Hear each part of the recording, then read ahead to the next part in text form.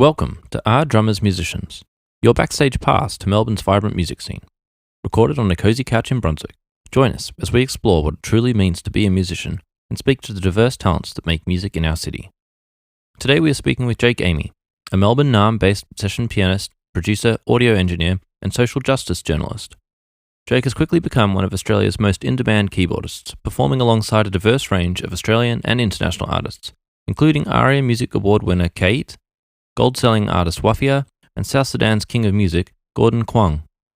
Jake has experience as a band leader, band member, and session musician, touring locally and internationally, recording and appearing on TV. Jake has supported internationally renowned artists such as Chaka Khan, Nile Rodgers, Thundercat, Cory Henry, Sampa The Great, Hiatus Kaiyote, and Odette. Jake leads a new jazz trio that has received multiple grants, featured on local radio, and released their debut album Doom last year. After earning a Bachelor of Music from Monash University in 2019, Jake founded Attaboy in 2020, a volunteer-led online magazine dedicated to promoting inclusivity and diversity within the music scene.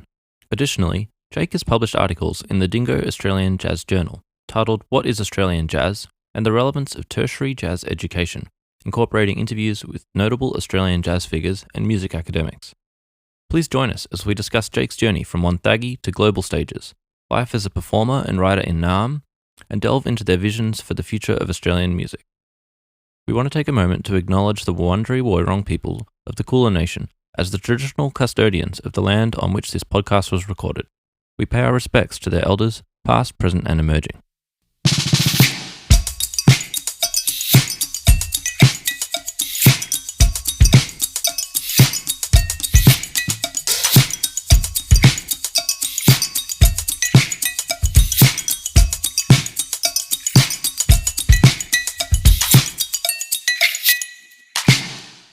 Hey Jake, welcome to the podcast. Oh, hey, thanks for having me on.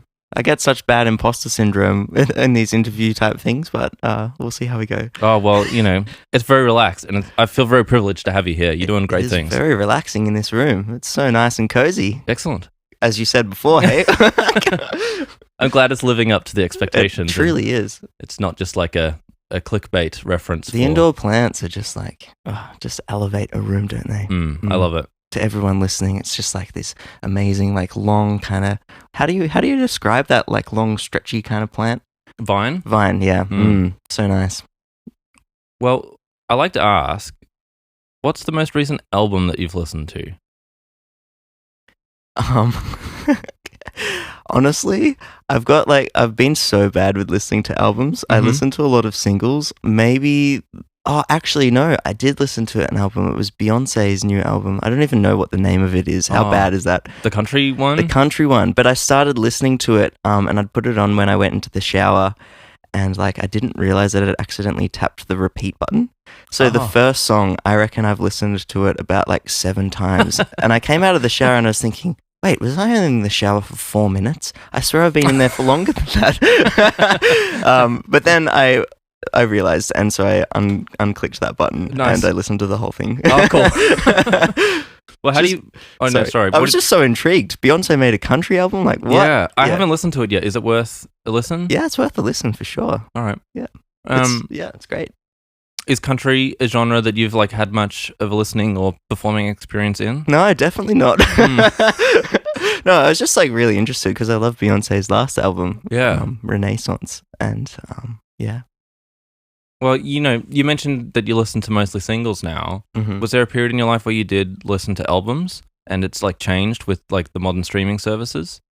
Yes, definitely. When I was younger, I feel like I used to listen to a lot more albums, start to finish, especially because I used to go to Monash University, but I was living in a regional town called Wonthaggi, and I had to drive 2.5 hours there and then 2.5 hours back every day. And so I put on albums and I'd listen to them a few times.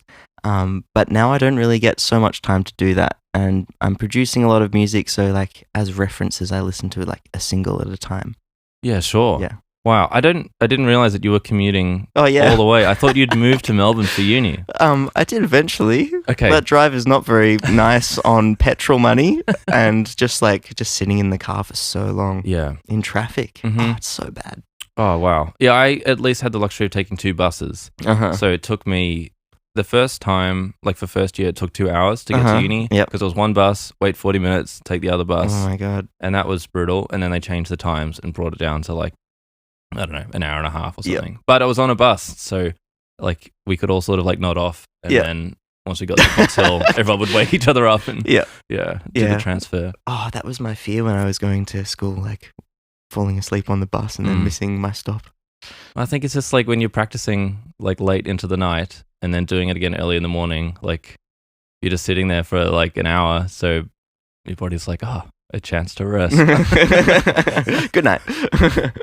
So what kind of music did you start, like your listening and performing journey getting into? Was there like a certain album or style that, you know, you have a fond memory of that like got you hooked? Yes, there's a particular album.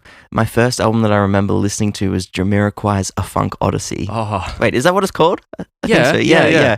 And the reason I was intrigued by it so much is because I got like this new iPod and I was listening on headphones for the first time and I heard like the stereo like wind chimes go from left to right. Oh, cool. And that was like, I was like, how is this possible? Like not understanding because I was so young. I didn't understand how headphones worked. Yeah, that was crazy. That's an awesome album.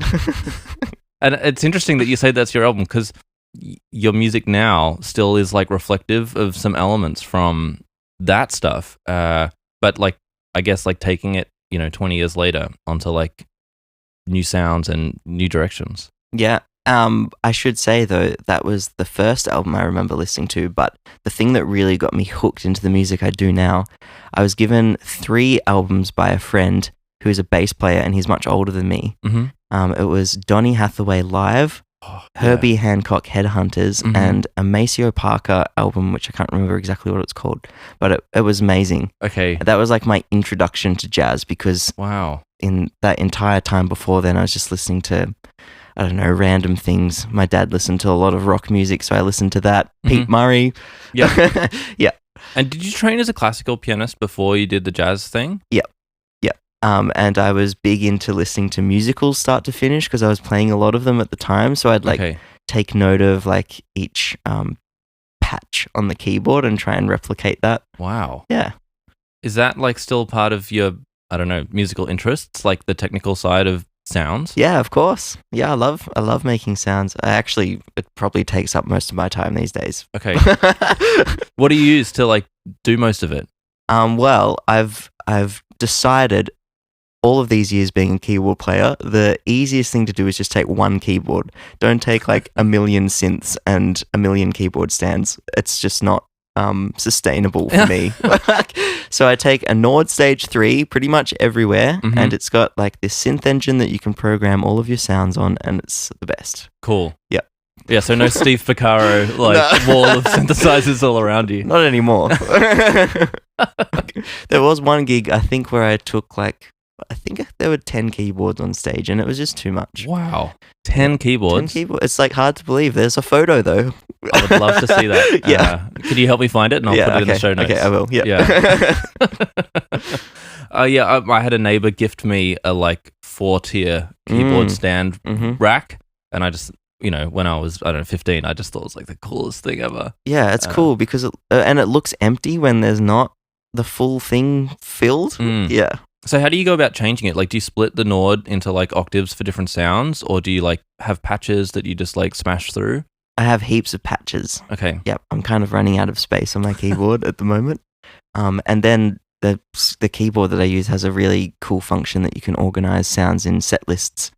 So you can make a thing per song, and each sound that you use, you can just press the next button. Nice. Or what I've been doing recently is just running a laptop that's hooked up to a click and it just changes automatically for you. Oh, it's so good. Wow. Yeah. So like it goes through the patches as you're playing the... Yeah, nice. Yeah, it's so good. Wow. So like you do so many different things, Jake, and it's been ages since I've seen you in person. So thanks for coming. Oh, of course. How did you sort of get into doing your current work as like a session keys player? Because you play with so many different acts, and I'm quite interested in, you know, how you choose who you want to collaborate with, and what it is, you know, that gets you excited about playing with different people, rather than, I suppose, just focusing in on your like art as like a, the sort of like jazz improvisational keyboardist? Well, I've always had the goal that I want to play as many shows as possible. And at the start, it really didn't matter. I'd just say yes to everything, which I feel like that was definitely ingrained into us at university. I remember Tony Gould saying, just say yes to everything. And I did that for a long time, and it got me to a good spot. And I was able to then start saying no to things that didn't resonate with me for whatever reason. Actually, to be honest, a lot of things resonate with me. So I do a lot of gigs. The things that don't resonate with me would probably just simply be on like a personal level, to be honest, over time. I found. Yep. There have just been some people that I haven't clicked with in whatever way, and so I just had to give them up after giving them a fair go, though. Yeah, so what about the people that do make you click, I guess? Like, are there any ones that, throughout the last sort of 10 years have, like, I don't know, really stood out for you? Oh, yeah. I just want, like, someone that's, like, as passionate about music as I am, which is actually quite a lot of people. And so, like, working with, I don't know how many people I work with at the moment, heaps, but there's an artist that I'm working with at the moment called Pania, and she is just like so driven, and everything that she says she's going to do, she does. And like for me, that's so motivating as well, because I can translate that not only to her project, but then in things outside of music and everything else that I'm doing, my own project, or I don't know, just life in general. Yeah. Well, you seem to have built up quite like a community in lots of the different acts that you're playing with and connecting with. Like, you're performing with a regular group of musicians, but it's also like not just a band, it's like rotating through. So how do you go about like picking, I suppose, which one you're going to say to? Because you can't, as much as you'd love to say yes to every gig, fit them all in. Well, I'll talk about fitting things in later. But I feel like getting into like the specifics, there are things that I really click with in a musician. People that value your time and that you feel valued in a project. Someone that takes the music seriously, like, and that implies like going to a rehearsal and you already know the material. Like, these are like basic things that we know. What are some other things? Making sure you're on time to everything. Just being like a chill person as well, and like wanting to hang out with people and just be nice in general. It's easier said than done, though. I feel like a lot of people get told this and they I don't know, just don't, it doesn't resonate with them for whatever reason. I feel like it's something that we just have, it's just like something in us as a person, right? Yeah, like on some level, yes. On some level, I'm like, I feel like anyone should just be able to understand the concept and put in the work too. Okay. I don't know. Does that sound too harsh? No, it should. It should be a thing. Yeah. I've just found over time that people that are genuine, most of the times people that I resonate with. People who aren't trying too hard to be that particular thing. Yeah, they're just who they are, and they play as they am, and That's what makes I love when something like you book people for their uniqueness. Yes. Yeah. Like you want a specific person on drums, and if they've got like that thing that you like, then you'll get them for that thing.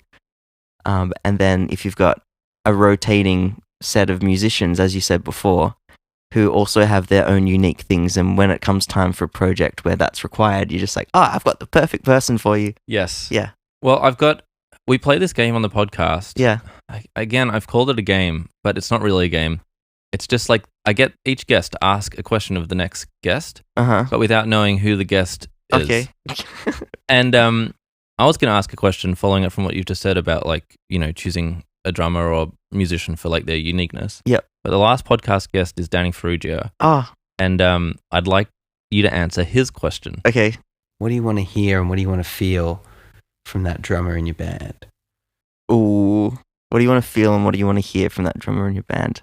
So we can talk about Jordan as like part of your specific trio, Jordan but then we Ferreira. could also expand it to some of the other things you do. So what do you want to feel is the first one. Is that right?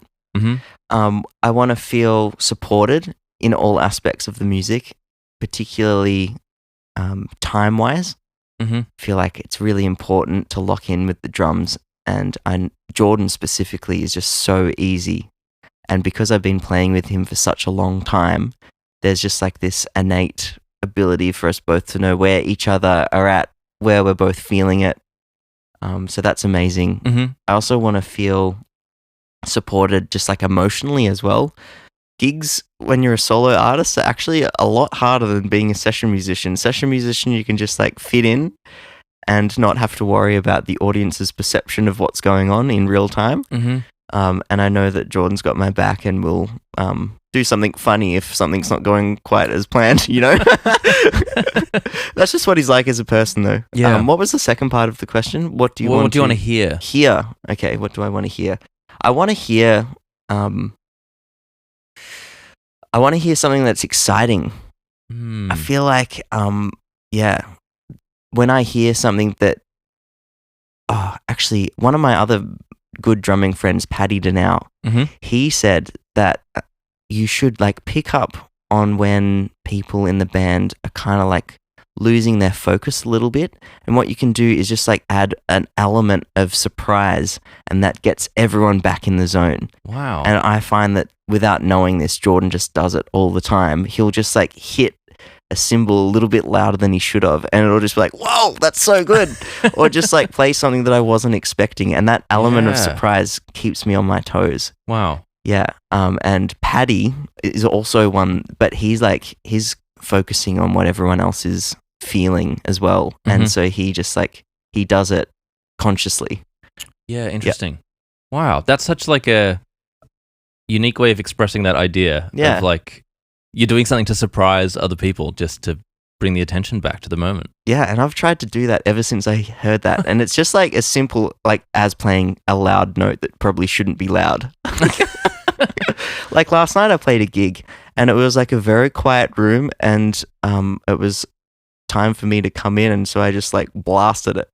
And everyone was just like, whoa! And then like the energy just picked up, and then all of a sudden like we were all locked in, which I feel like had I just played softly, it would have just been like, I feel like it would have been a little bit intimidating playing in front of an audience that's just like super quiet in a really intimate setting. Yep. Yeah. Something to just break the tension. Yeah. And it's more than just the band, I guess, in that context too. Yeah. So that's what I want to hear from a drummer. Well, if we keep chatting about the trio, like it's improvised music, you've put out an album, you often play like improvised sets. How much direction do you give to the other guys in the band about like your compositions? Is it like a full improvised set when you play live, or do you play the same tracks, but you know they're just improvised differently? However you guys are feeling in the moment? I'm so glad that it comes across that way, that it's improvised. A lot of the sections have like solo bits, but for the most part, the set is to a click. Actually, the entire set is to a click bar one song. Oh, right. We're getting cues in our ears to tell us to go to next section, which also means that I can run these keyboard changes that I was talking about before. And it keeps everyone super locked in. And because we're a band that don't really have time to rehearse very often, having that consistency is amazing for us. Yeah. Yeah, right. That's so interesting because you guys are so tight and there's so many different ideas going on, and it's clear that, you know, there's elements to stuff where it's, you know, you guys are locking in on a part or a riff, or there's changes and stuff. Maybe I should say that like even though there aren't improvised sections and like the form is locked in, that doesn't mean that someone can't improvise over that. You know, like everyone's got freedom in that project to do whatever they want in that section. Yes. Yep. Yeah, because it's quite like I was thinking about like how to describe the music, and like I keep using the term new jazz. Yeah. Which is like spelt N-U for listeners. Yeah, the cool way. Could you describe what new jazz is? What new jazz is? Well, what I've come to think of what new jazz is it's like jazz harmony with straight drum groove. Okay. So like most of the time it's a 16th note straight feel. There's probably very limited swing aspect to it. Yes. And it has a lot of improvised bits in it. And when I say jazz harmony, I mean like a lot of extensions, like 7 chords, 9 chords, 11s, and all of that stuff. Yeah. I don't know if that particularly answers it in the way that you wanted. I just wanted to hear what it meant to you, I suppose. And I guess like having a trio also pays homage to like the jazz trios that I've listened to in the past. Yes. Yeah. Yeah, well, it brings in a lot of the elements, like, think of like a really famous one like Keith Jarrett Trio. Yep. Where it's like you're playing a piece, but everyone's still interpreting it how they want to, but they're a unit and they have a sound. And, I think it still applies to what you're doing now in that way that like you're paying homage to the concept of the trio. Yeah. But also still playing like tunes. I think my music is also influenced by hip hop, and that has a lot, especially in new jazz, like Dommy and JD Beck. Yes. A prime example of what I think new jazz is. A lot of the drum beats are 16th note grooves, right? Yeah. Yep. Kind of faster tempos, so it's still got that jazz feeling of, oh my god, what's coming up next? How do I play over these? How do I play over these songs? And also, I think as a keyboard player, there's not really so much piano or acoustic instrument vibes as it is electric piano, keyboard, synths. Yeah. Yeah. Well, it's interesting that you say like the up-tempo vibes because, the songs are fast. Yep. Well, in like JD and Beck, but also like your trio, like it's quick. There's like a lot of syncopation. There's a lot of notes. It's still like what's quite virtuosic, and you have to be like very technically proficient, but also to be able to improvise at like speeds like that is quite challenging. Yep. Would you go as far as saying that it is like an art music form, or would that be pushing it, into a label that you don't want to put on the music? I honestly haven't spent enough time with art music to fully understand what it is yet. I feel like the stuff that I've heard from Australian art orchestra recently has been influenced by hip hop as well, but I don't think that the particular stuff that I put out is art music per se. What's the like? I suppose for you, like the purpose of the music. What are you trying to achieve when you put out like Doom? Good question. I haven't really thought about the purpose of its release, but what I do know is that it's like a way for me to, I don't know, all of my compositions come from a reference point. Like the title track of Doom is called Doom, and that's inspired by MF Doom, who's an artist that I love the music of. And I guess I want to convey the feeling of the first time that I listened to that music in my songs. Yeah, okay. Yeah. It's like more about the feeling, right? Yeah. So do you feel like that music is what most... Do you feel like that music is what expresses you as like a person or character the best? Yeah, I would say so. And when I see like Dommy and JD Beck, like I saw them in Portugal last year, I got this like overwhelming feeling of just like, oh my goodness, like I love this. Yes. And I want that. Yeah, maybe that's what it is. I want listeners to feel that when they hear my music. Yeah. So is there anyone in the local scene that's doing that for you? Like gives you that feeling when you go to see them? Oh yeah, there are so many like other styles of music that give me that feeling, but specifically this new jazz style, there aren't too many people in Melbourne that I know of. Yeah, that's what I was just. I don't know. I was thinking like. I guess it's quite a niche scene. It is. Globally too, like there's not that many bands that are in. I suppose like that tight section of that genre. Lots of like new jazz artists and different ways of playing, but in that like that version of new jazz that you make, there's not that many. I mean, I really, really get the feels from Hiatus Kaiyote every time I see them. Not to say that they're particularly new jazz, but some of their music would be influenced by it, probably. Yeah. Yeah. Well, they're a very like genre bending band. Yes. It's got everything. Yeah. And there are plenty of other bands, but yeah, I don't know. Well, what about if we chat about some of like your non-music playing activities, I suppose? Like what are they? Well, like if we put on like the writer hat, oh yeah, like, and then we'll go on to like the production and like sound stuff and practicalities of scheduling. But yeah, where did this idea for, I suppose, the writing side come from? Good question. So the writing came at a time when we were all going through it, 2020. I need not say exactly what that was, but I was no longer able to perform for that reason. And I feel like I'm just the type of person that is just go, go, go. And I needed something to stimulate me. Mm-hmm. And I just finished uni, and one of the last classes that I took was with Tamara Murphy. She was giving this workshop on gender in jazz. And I didn't realize yet until that particular workshop that would be something that I'm really passionate in exploring. Mm-hmm. And so I started this magazine that was looking at social justice issues in the music industry, particularly in Melbourne.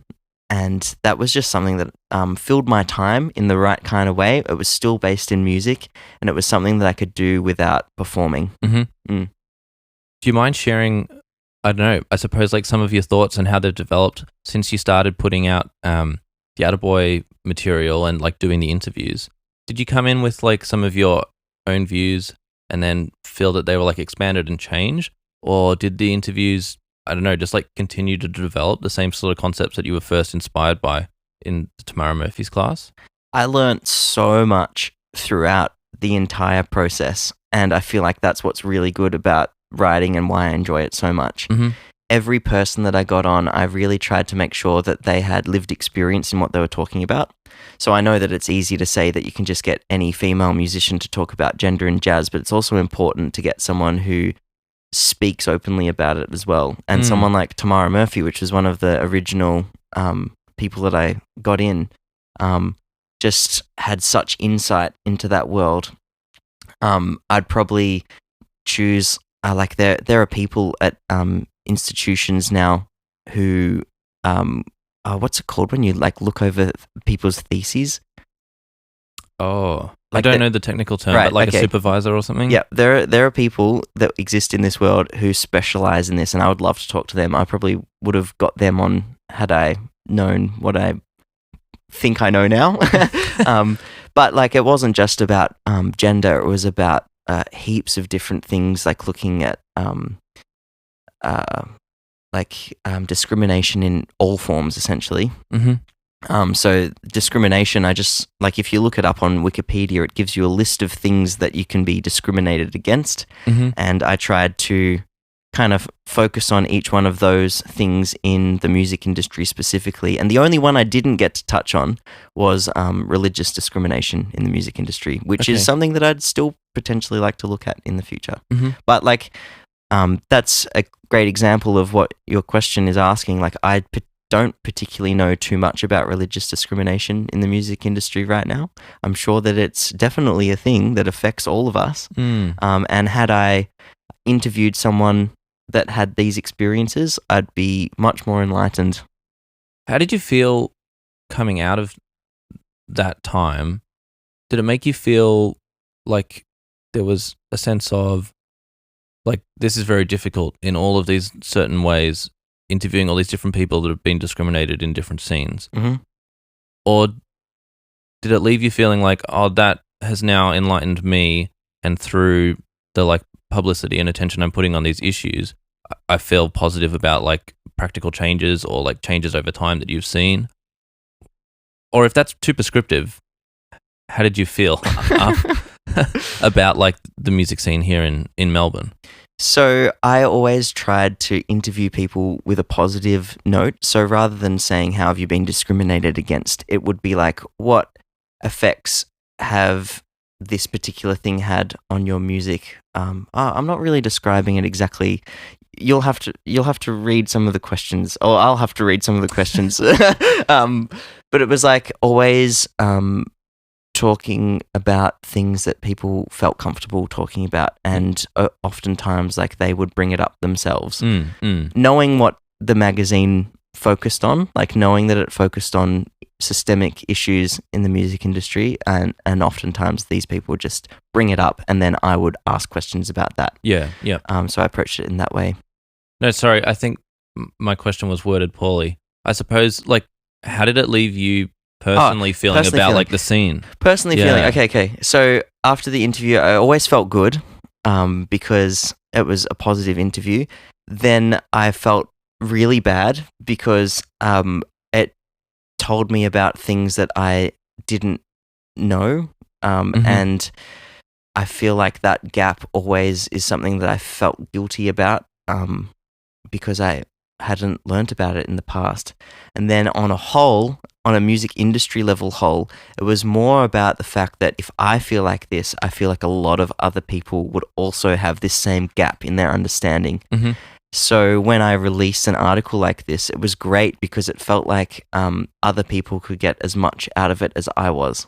Yes. Yeah. So I really felt that it was positive, and I also loved that the people that I was interviewing were also willing to share these articles, and it was just a really nice community feeling.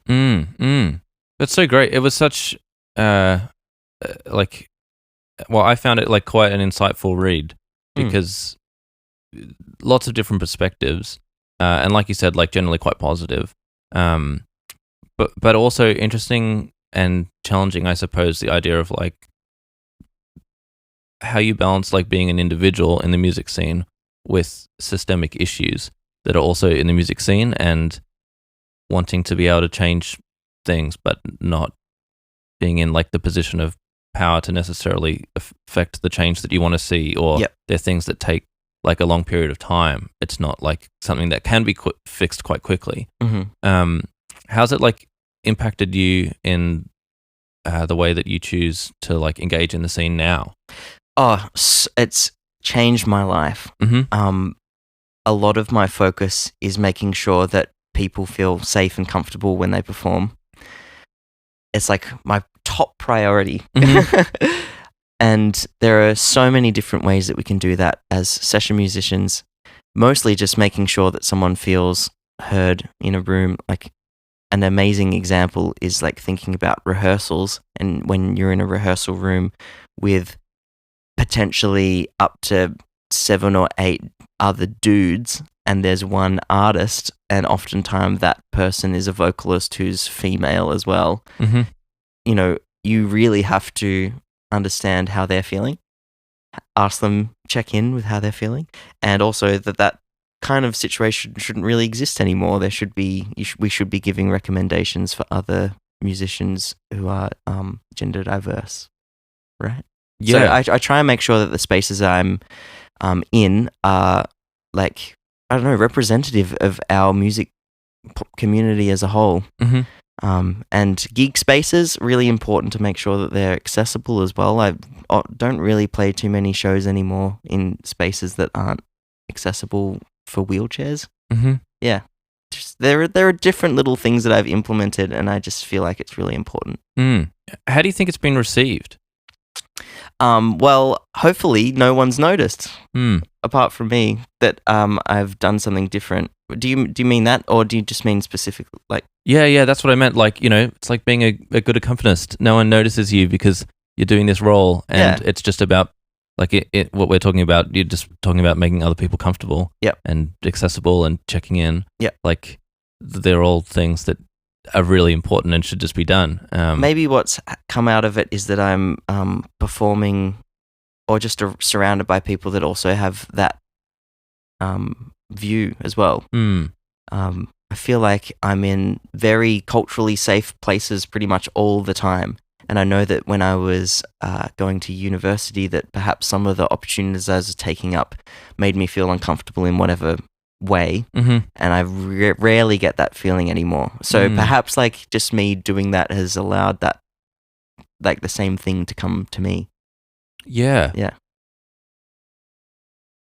I don't know how to quite ask this, but I want to ask it anyway. And feel free to not answer. Okay. But you know, when you're talking about like you're picking instrumentalists based on their uniqueness because of the sound that they bring, how do you balance like picking someone for their uniqueness with giving an opportunity to like a less experienced musician that hasn't had the chance to develop that sound yet, or thinking about like, you know, the gender ratio of someone in your ensemble, and should you be offering performance opportunities to like a more gender diverse range of people. Mm-hmm. I suppose, like, what are your thoughts about either like systemically what people should be doing more generally, or just with you when you're booking musicians for, like, when you're working as a producer or something like that, to recommend, you know, who gets booked for what gig?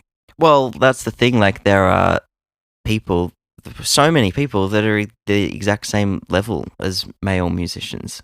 So that question, in of itself, like, it's just like you just know people, right? I mean, it's not like I'm recommending a female musician because she's female. It's because, like, it's going to do the same job.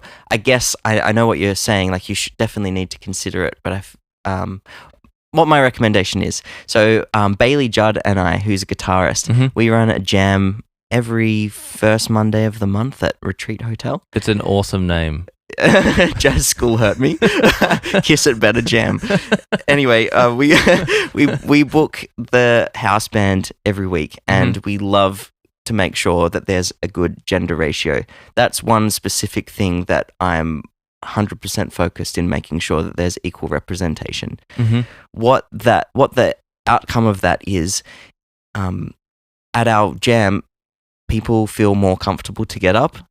The environment is way more inclusive, as if we just had like a full male lineup. And yeah, people are more inclined to get up and play and feel more comfortable to do so. So that's one specific one where I'm like, yes, that's where I'm thinking about it. If, like, my trio is made up of 2 men, and that things that I think about, well, I booked these musicians because I wanted their uniqueness, their unique sound. I've tried a few people in order to get to that, but in the lineups that I'm on, I try and make sure that another band, or all the other bands, like, gender diverse. My team, like, behind the scenes, made up of all women. You know, there are little things like that we can do to change things that aren't just on the surface level. Yeah, sorry if my question was quite poorly worded again, but it was just something I was thinking about quite a lot with this podcast. And, you know, how do I go about choosing who I want to have on the podcast? Or, like, you know, should I be a lot more prescriptive about, or if I'm going to start this platform and just giving a voice to musicians in Melbourne, like, I have quite a large range of friends and connections in the industry that play a lot of different genres and come from a lot of different backgrounds. But also, like, if I'm just interviewing my very close friends, I'm potentially only speaking to a very niche range of drummers in a niche range of, like, styles. And I was like, actually, I would like to talk to lots of different people because I think that's more interesting. It is. I really love hearing the perspectives of lots of different people. And, like, I know the episodes aren't out yet, and it's sort of this weird, like, your episode 17, I think. But, like, already I feel so lucky that I've had so many different people come in. And I think, like, I've made the decision to go, well, I just want to bring in as many different types of people and styles and instruments and roles within the industry. And I suppose it's just, like you said, there's talented people of all different types in all different roles. And so it's just naturally happening that we've got, like, a classical musician, and now we have you, a new jazz artist, and we have, like, a traditional jazz singer. And yes, like Danny's episode last time was a session drummer. Like, there's just so many different people in Melbourne doing so many different things. And I think that's awesome. Like, that, like, if we talk about your scene, how you're saying, like, oh, I feel safe in this community that I've built, and there's like-minded people around me all the time. Like, I feel like that same thing is happening everywhere, really, regardless of, like, which subgenre of, like, musician you are. And I don't know, I think through, like, initiatives of things that, like what you did with Attaboy, where it's, like, drawing attention on an issue of social justice is quite interesting. I should just say that it wasn't just me in that team. There was a group of 4 other people. Yes, sorry. Can we name the 4 others? Yes, Ella Claire, who's an amazing editor. Yara Alkerd, who did all of the social media stuff and also wrote articles. Hugh Haller, who was like just helping doing like editing and stuff and writing articles as well. Emma Vollard and I. Yeah. Big crew. Oh, and Rose Bassett, who was our content manager. Nice. Yeah. Yeah, sorry. It was a collective group, I suppose, because you're at the front and you're here. Yes. Hello. Referring to it as you. And I also refer to it as I. But yeah, like, I don't know. I think because you've taken on these roles of like creating change and conversation and bringing light to different issues in like a public forum, as well as like playing and just, like you said, doing things naturally where you're just recommending whoever you want or trying to make a safer space or more comfortable spot for people. Like, it's like the little changes, but also the big stuff. Yeah. Like, yes. Best of both. I've interviewed people in the past as well, and they've said, oh, we don't think about gender, we just book whoever is good. And that in and of itself is very problematic, because in order to achieve a gender ratio, you first need to know that people exist. So you need to put in that groundwork at first, and then you can start thinking like that. And I think that that's where I'm at now, is that I've put in that work to find my people and try and find a diverse range of people as well.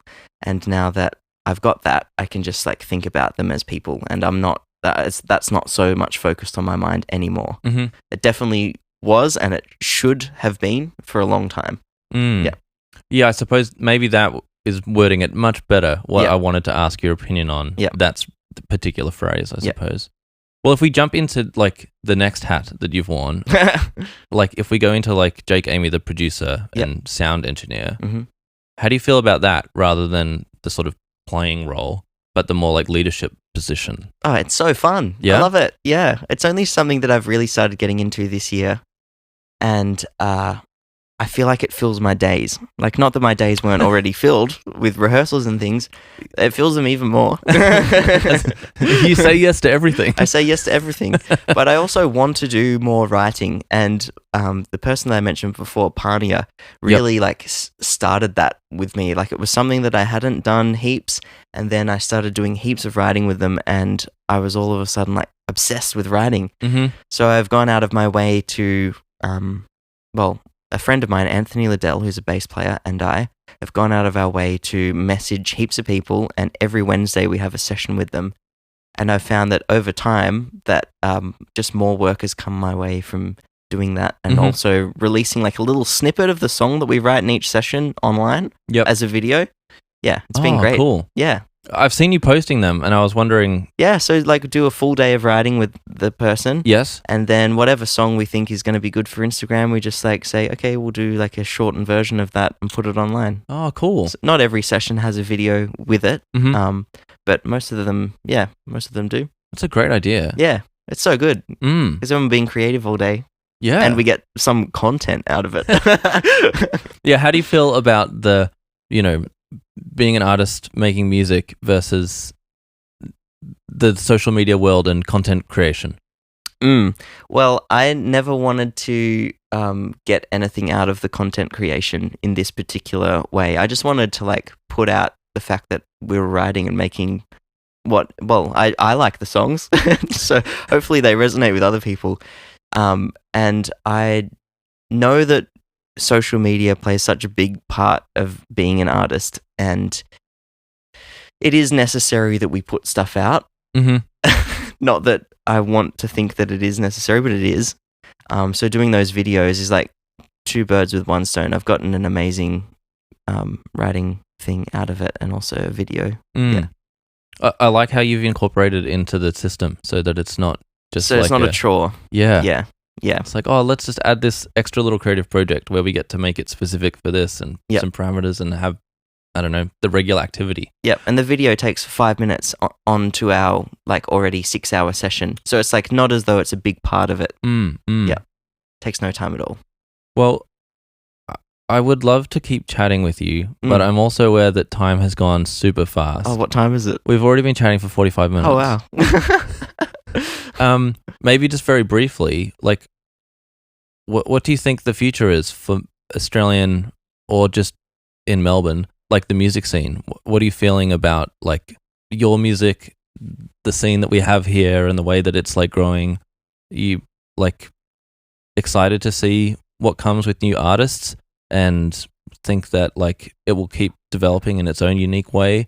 Or, I don't know, Australia has, like, a unique sound that you think the world's getting more interested in now that, like, streaming and accessibilities has, like, grown so much more? I'm very excited by all of it.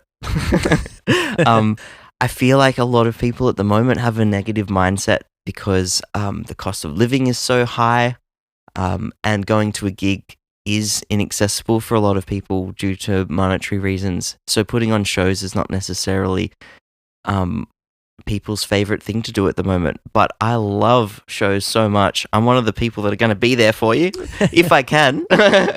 And I'm excited about it because I feel like the community that I see, like the younger than us, that I see developing right now, it's so exciting. I remember that feeling of being like just fresh in uni and starting bands, and like that same excitement is still there. And I'm so glad that what you said is true. Like the world is finally catching on to local music here. And I see that just like in the projects that I'm fortunate enough to tour with. Like I'm getting to travel as part of some of these projects now, and it's so good. It's a grind, but it will happen eventually. Oh, well, it's just so nice, like, hearing your positivity, Jake. Like, you're an inspiring young player, and, like, I don't know, I think there's something infectious about, like, what you've built, and it's the reason that you get hired to play with all these different people, and that the music that you're making is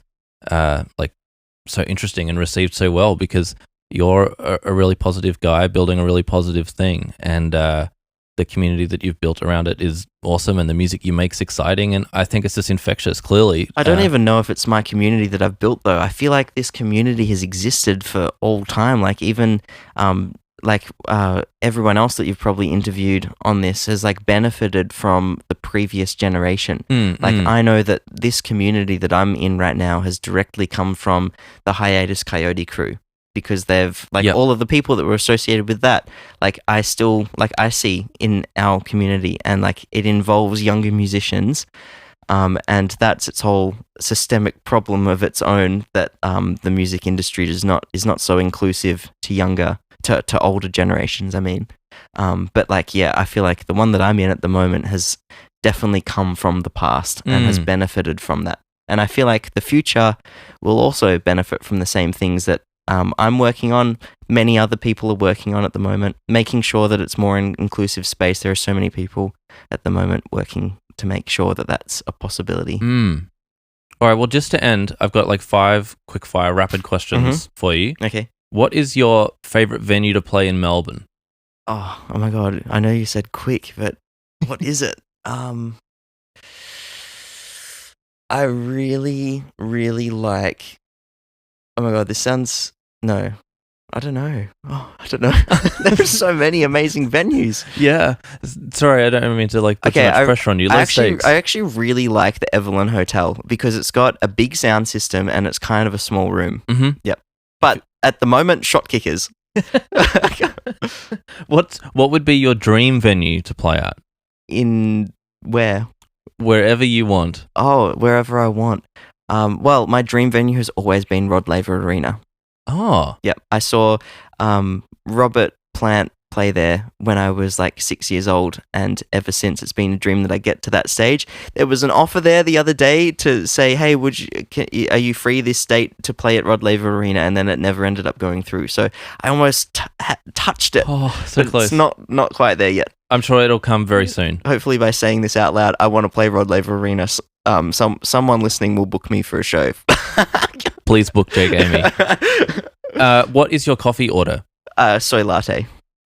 What's your favourite place to get food after a gig in Melbourne?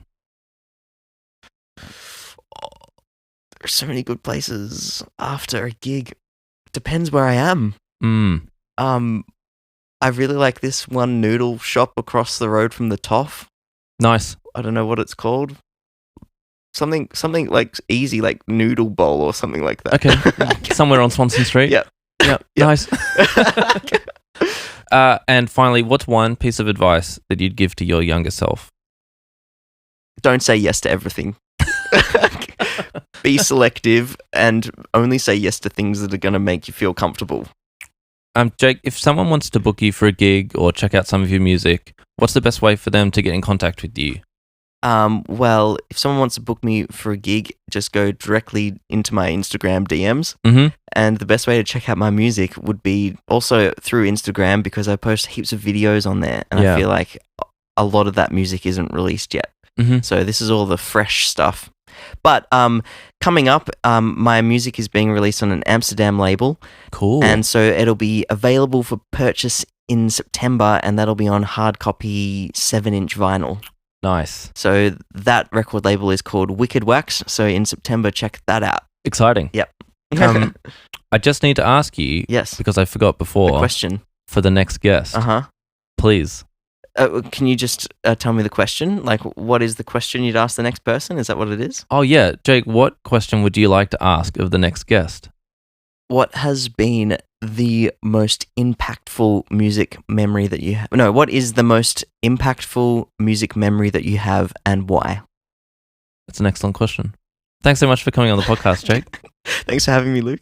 Appreciate you. It's been great. Thanks, mate. Thanks for joining us on Our Drummers Musicians. I hope you enjoyed getting to know another Melbourne muso like I did. Help us grow by leaving a review, share the podcast with friends and family, and subscribe on our website for extra info. Got a guest you'd love to hear on the show? Please let us know at ourdrummersmusicians.com. See you next time.